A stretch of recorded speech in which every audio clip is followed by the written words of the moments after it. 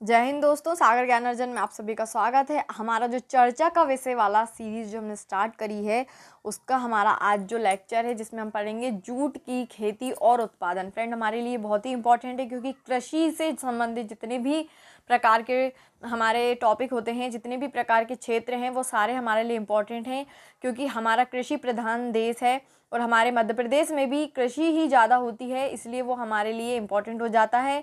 हमारा जो रोज़गार है वो कृषि पर आधारित है, इसलिए हम इससे जुड़े हुए सारे टॉपिक्स को आपके लिए लेकर आते हैं। और फ्रेंड, हमारा ये वाला टॉपिक भी बहुत ही इंपॉर्टेंट है, इसलिए आप इसको ज़रूर देखना। जो एमसीक्यू होते हैं, एमसीक्यू वाले एग्ज़ाम में तो है ही इंपॉर्टेंट, साथ में ही जो रिटर्न एग्ज़ाम होते हैं जिनमें मेंस होता है, जैसे एमपीपीएससी हुआ, यूपीएससी हुआ या कोई भी अदर हमारा गवर्नमेंट एग्ज़ाम होता है पीएससी वाला, तो उसमें क्या रहते हैं, इस प्रकार के क्वेश्चन इंपॉर्टेंट हो जाते हैं, इस प्रकार के टॉपिक, क्योंकि ये हमारे लिए एसे के लिए भी इंपॉर्टेंट हो जाते हैं और साथ ही साथ में हमारे रिटर्न के लिए एक अच्छे नोट्स को कलेक्ट करवाते हैं। ठीक है फ्रेंड, तो हम स्टार्ट करते हैं कि हमारा जो जूट की खेती और उत्पादन, इससे संबंधित हम ज़रूरी जानकारियाँ देखेंगे। इसमें क्या हुआ और इसमें क्या बदलाव हुए और इसमें क्या घोषणाएं हुई, हम उन सब चीज़ों को इधर पर देखेंगे फ्रेंड। ठीक है, तो हम स्टार्ट करते हैं कि जो केंद्र सरकार है उसने 29 अक्टूबर 2020 को, कब फ्रेंड, 29 अक्टूबर 2020 को जूट की खेती और उत्पादन को बढ़ावा देने और इसके किसानों के प्रोत्साहन के लिए कल्याणकारी योजना की घोषणा की है। ठीक है, जूट से संबंधित क्या करा है इनने, उत्पादन को बढ़ावा देने के लिए और किसानों का प्रोत्साहन बढ़ाने के लिए कुछ योजनाएं निकाली हैं। ठीक, कब निकाली फ्रेंड, 29 अक्टूबर 2020 को, है ना। पिछले महीने आत्मनिर्भर भारत में के दिए गए मंत्र के नक्शे कदम पर चलते हुए केंद्र और कैबिनेट कई घोषणाएं कर चुकी है। जूट उत्पादन के लिए की गई घोषणा भी इसी का अगला कदम है। ठीक है, यानी कि जो पिछले जो हमारा महीना निकल चुका है उसमें क्या हुआ है, बहुत सारी ऐसी घोषणाएं हुई हैं, बहुत सारी ऐसी चीज़ें हुई हैं जो खेती के लिए और किसानों के लिए बहुत ही लाभकारी है। तो अब जो आगे का जो कदम है वो क्या है, जूट की खेती से संबंधित है ना। कैबिनेट और आर्थिक मामलों की मंत्रिमंडलीय समिति, इसको क्या बोलते हैं, सीसीईए। फ्रेंड, फुल फॉर्म्स हमारे लिए बहुत इंपॉर्टेंट होते हैं, हर एग्जाम में आते हैं। तो सीसीई का फुल फॉर्म क्या है, कैबिनेट और आर्थिक मामलों की मंत्रिमंडलीय समिति की बैठक में जूट की खेती को बढ़ावा देने और इसके उत्पादन करने वाले किसानों के लिए सरकार ने खास घोषणा की है। ठीक है, तय किया गया है कि अब से खाद्यान्न की पैकिंग के लिए जूट के बैग व बोरे का इस्तेमाल अनिवार्य होगा। यानी कि कोई भी चीज़ की अगर पैकिंग होगी तो क्या होगा, जूट के ही बैग और जूट के ही बोरे बनाए जाएंगे। ठीक है, जो हमारे केंद्रीय मंत्री हैं श्री प्रकाश जावड़ेकर जी ने इस बारे में बताया कि बैठक में तय हुआ कि 100% अनाज की पैकेजिंग जूट के बैग से ही की जाएगी। फ्रेंड, अगर एक तरफ देखा जाए तो हमारा जो पॉलीथीन है, हमारी जो पन्नी है, उसका यूज़ यहाँ पे सीधे सीधे बंद बता रहा है ना, क्योंकि उससे क्या होता है, पॉल्यूशन फैलता है, वो बहुत ही लेट नष्ट होती है, बहुत लेट उसमें उसको क्या होता है, रिसाइकलिंग होती है, बहुत ही समय लग जाता है उसको नष्ट होने में। इसलिए हमारी जो पन्नी है, जो पॉलीथीन है, प्लास्टिक जो है, वो क्या है, एक प्रकार का पॉल्यूशन फैलाती है। तो इसलिए इसको बंद करने के लिए भी हमने क्या किया है, मतलब सरकार ने क्या किया है, जूट की पैकेजिंग ही अनिवार्य की गई है और वो भी 100% अनिवार्य किया गया है। इसके अतिरिक्त कम से कम 20% चीनी की पैकेजिंग भी जूट के बैग में ही की जाएगी। यानी जो शक्कर है वो भी क्या करा जाएगा, 20%, यानी कि कम से कम 20% क्यों रखा है, क्योंकि उसमें बहुत ही दिक्कत आती है। लेकिन हाँ, ये है कि अगर आप 100% कर सकते हो तो उसको की जाना चाहिए ना। केंद्र सरकार ने जूट पैकिंग सामग्री अधिनियम 1987 के तहत अनिवार्य रूप से पैकिंग किए जाने के इस मानक को विस्तारित किया है। फ्रेंड, देखिए कौन सा वाला अधिनियम है, जूट पैकेजिंग सामग्री अधिनियम 1987। आप ये याद रखना क्योंकि हमारा जो पेपर होता है एमपीपीएससी मेंस सेकंड जो पेपर है पॉलिटिक्स वाला, उसमें क्या है, अधिनियम पूछे जाते हैं। तो जो करेंट में रहते हैं ज़्यादातर, हर सब्जेक्ट चाहे कोई भी सब्जेक्ट हो आपका, अगर वो करेंट में कहीं ना कहीं से लिंक करता है तो वो हमारे लिए बहुत ही इंपॉर्टेंट हो जाता है। उसी प्रकार ये भी हमारे लिए इंपॉर्टेंट है और साथ ही साथ में साइंस में भी ये हमारे लिए इंपॉर्टेंट हो जाता है।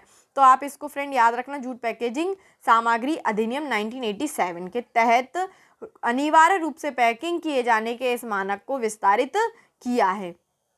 जूट क्षेत्र पर लगभग 3.7 लाख श्रमिक और कई लाख किसान परिवारों की आजीविका निर्भर है। जूट पर यानी कि 3.7 लाख श्रमिक हैं और लाख यानी कई लाख किसान परिवार भी इसमें क्या है, डिपेंड करते हैं। इसे देखते हुए सरकार इस क्षेत्र के विकास के लिए काफ़ी संगठित प्रयास कर रही है। फ्रेंड देखिए, उत्पादन जिस चीज़ का ज़्यादा होगा जिस चीज़ का ज़्यादा यूज़ होगा उस चीज़ का ज़्यादा उत्पादन भी ज़रूरी है। तो उससे क्या होगा, हमारे किसानों को जो उस पर डिपेंड है पूरे जिस खेती पर डिपेंड है, जैसे जूट की खेती पर, जूट क्षेत्र पे जो लोग डिपेंड करते हैं पूरी तरह, उन लोगों के लिए क्या हो जाएगा, ये फ़ायदे की बात हो जाएगी। ठीक है, इस क्षेत्र के विकास के लिए काफ़ी संगठित प्रयास कर रही है जो सरकार है, वो बहुत सारे प्रयास कर रही है। इसमें कच्चे जूट के उत्पादन और मात्रा को बढ़ाना, जूट सेक्टर का विविधीकरण करना और जूट उत्पादों की सतत मांग को बढ़ावा देना आदि शामिल है। चीनी को विविध प्रकार के जूट बोरों में पैक किए जाने के निर्णय से जूट उद्योग का काफ़ी बल मिलेगा। जो जूट उद्योग है उसको क्या मिलेगा, काफ़ी बल मिलेगा। केंद्र सरकार की इस अनुमति से देश के पूर्वी और पूर्वोत्तर, खासकर पश्चिम बंगाल, बिहार, ओडिशा, असम, आंध्र प्रदेश, मेघालय और त्रिपुरा के किसानों तथा श्रमिकों को लाभ मिलेगा। इस फैसले से जूट के जो उत्पादन करने वाले किसानों को लाभ मिलेगा। जूट उद्योग मुख्यतः सरकारी क्षेत्र पर निर्भर है और प्रतिवर्ष खाद्यान्नों की पैकिंग के लिए सरकार 7500 करोड़ रुपए से अधिक कीमत के जूट बोरों की खरीद करती है। यह जूट क्षेत्र की मांग को जारी रखने और इस क्षेत्र में कार्यरत श्रमिकों और किसानों की आजीविका को सहारा देने की दिशा में एक कदम है। मतलब कि उनकी एक तरह से सरकार क्या कर रही है, सहायता कर रही है कि जिस चीज़ को यूज़ नहीं होता, जैसे जूट की खेती ज़्यादा हो रही है किसी क्षेत्र में, मगर क्या है, उसका यूज़ उतना नहीं है। तो जब सरकार उस चीज़ का यूज़ इतना बढ़ा देगी कि उसके बोरे बनाना, उसको उसके हर चीज़ में यूज़ करना, हर पैकिंग में उस चीज़ का यूज़ करना, तो उसमें क्या हो जाएगा, उसकी जो उत्पादन जो हो रहा है वो लाभकारी हो जाएगा। यानी उसमें किसानों को क्या मिलेगा, हर प्रकार का मुनाफा होगा। सरकार ने कच्चे जूट की उत्पादकता और गुणवत्ता में सुधार लाने के लिए एक विशेष कार्यक्रम जूट ICAR को डिज़ाइन किया है। इसके तहत सरकार विभिन्न प्रकार की कृषि पद्धतियों को उपलब्ध कराकर 2 लाख जूट किसानों की मदद कर रही है। कितने लोगों की फ्रेंड, 2 लाख जूट किसान, यानी कि जो सिर्फ जूट की खेती पर डिपेंड करते हैं, वो कितने फ्रेंड, 2 लाख किसानों की मदद कर रही है सरकार।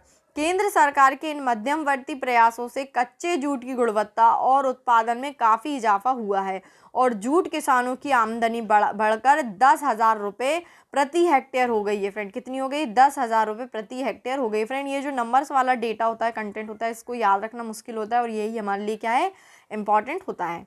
राष्ट्रीय जूट बोर्ड ने जूट सेक्टर के विविधीकरण को बढ़ावा देने के मद्देनज़र राष्ट्रीय डिज़ाइन संस्थान के साथ एक समझौता किया है और इसी के अनुरूप गांधीनगर में एक जूट डिज़ाइन प्रकोष्ठ खोला गया है। क्या खोला गया है, गांधीनगर में फ्रेंड। ठीक है, कहाँ पे खोला गया है, गांधीनगर में खोला गया है जूट डिज़ाइन प्रकोष्ठ। इसके अलावा विभिन्न राज्य सरकारों, खासकर पूर्वोत्तर क्षेत्र में जूट जियो टेक्सटाइल्स और एग्रो टेक्सटाइल्स को बढ़ावा दिया गया है। फ्रेंड किस किस को दिया गया है, जूट जियो टेक्सटाइल्स को और एग्रो टेक्सटाइल्स को। फ्रेंड इसमें मोस्ट इम्पॉर्टेंट, सबसे इम्पॉर्टेंट चीज़ ये है, हमारी पहली इम्पॉर्टेंट चीज़ ये है कि इसमें जो अधिनियम है, जूट वाला अधिनियम 1987 वाला, वो हमारे लिए इम्पोर्टेंट है। नेक्स्ट हमारा ये इम्पोर्टेंट है कि किस क्षेत्र में, फ्रेंड पूर्वोत्तर क्षेत्र जो है, कौन कौन से राज्य हैं, मेघालय हुआ, आंध्र प्रदेश हुआ, सिक्किम हुआ, असम हुआ, मिज़ोरम हुआ, ये जो राज्य हैं इस साइड पे इन लोगों को ज़्यादा फ़ायदा होगा क्योंकि इसी साइड पे जूट की खेती ज़्यादा होती है। और फ्रेंड क्षेत्र कौन कौन से बता दिए, ये बताए हैं, जूट जियो टेक्सटाइल्स और एग्रो टेक्सटाइल्स को बढ़ावा दिया गया है। ये जो 3 टॉपिक, ये जो 3 पॉइंट्स हमारे, इसका पूरा जो हमारा सार निकल कर आता है, ये इंपॉर्टेंट हो जाते हैं। ये 3 टॉपिक्स आपके ऑप्शन में पूछे जाएंगे और एक आपको रॉन्ग दे दिया जाएगा। इस प्रकार से मतलब इसमें क्वेश्चन बन सकते हैं फ्रेंड। ठीक है, तो ये हमारे लिए बहुत इंपॉर्टेंट हो जाता है। और आप हमारे बाकी के जो चर्चा का विषय है, यानी कि day of the important topics जो हमारे होते हैं, 24 घंटे का एक ऐसा टॉपिक जो हमारे लिए बहुत ही इंपॉर्टेंट हो जाता है, हम उसको लेकर आते हैं फ्रेंड। आप ये हमारे सारे लेक्चर्स को देखिए इनको, और हमारा जो वीकली करंट अफेयर होता है यानी हफ्ते भर में जो हमारे इंपॉर्टेंट करंट अफेयर आते हैं उनको भी आप ज़रूर देखना फ्रेंड। अगर आपको इनकी PDF चाहिए तो हमारे टेलीग्राम ग्रुप में आपको सारे PDF मिल जाएंगे। और हमारा MP पुलिस कांस्टेबल का भी हमने सिलेबस स्टार्ट करा है, अभी हमारे प्रीवियस ईयर पेपर चल रहे हैं। और फ्रेंड MP PSC भी हमारी स्टार्ट हुआ है, आप उसको भी ज़रूर देखना फ्रेंड, ठीक है। Okay, thanks to watch my video.